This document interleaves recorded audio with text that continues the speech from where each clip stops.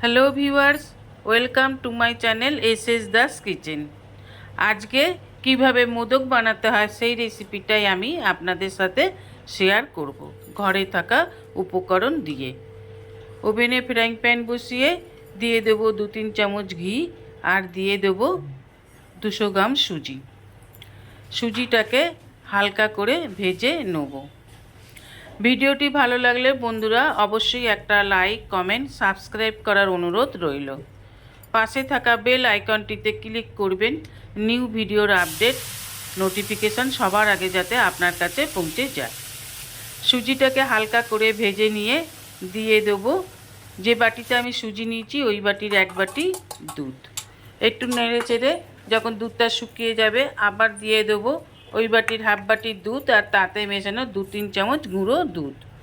দুধটা দিয়ে দেবো পরিমাণ মতন চিনি আর কনডেন্স মিল্ক। এবার সব উপকরণগুলোকে খুব ভালোভাবে নাড়াচাড়া করে সুজির সাথে মিশিয়ে নিতে হবে।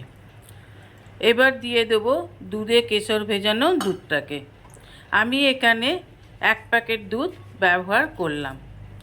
এইভাবে নেড়ে নিয়ে ভালোভাবে মিশিয়ে নেব। এবার দিয়ে দেবো 2 চামচ ঘি। দিয়ে দেবো 4-5টা ছোটো এলাচের গুঁড়ো।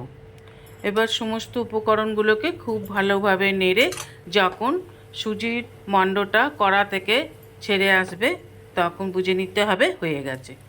এবার একটা পাত্রে ঘি মাখিয়ে নিয়ে সুজির মণ্ডটাকে নামিয়ে নেব। একটু ঠান্ডা হতে দিতে হবে। ওভেনে আরেকটি কড়া বসিয়ে তাতে দিয়ে দেবো আমন্ড কুচি, কাজু বাদাম কুচি আর পেস্তা কুচি। এগুলোকে হালকা রোস্ট করে নামিয়ে নেব।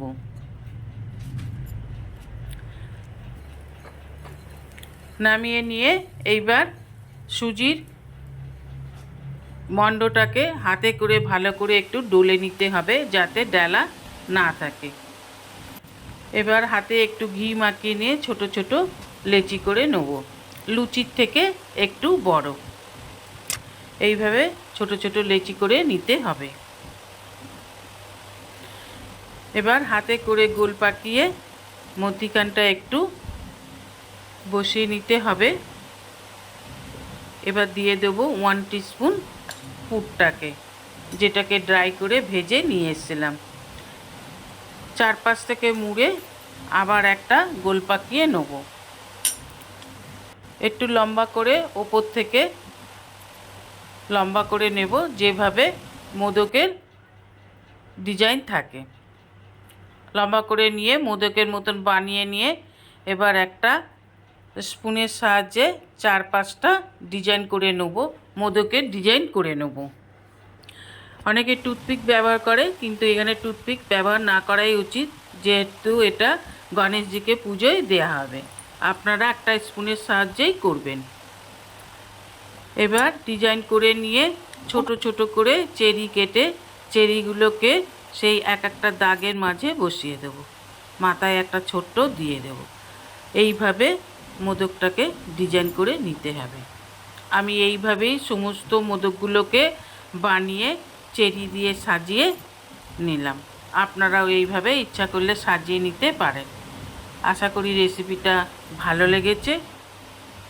তৈরি হয়ে গেল গণেশজির স্পেশাল পুজোর মোদক। এইভাবে বানিয়ে নেবেন। Thanks for watching my channel S Das kitchen.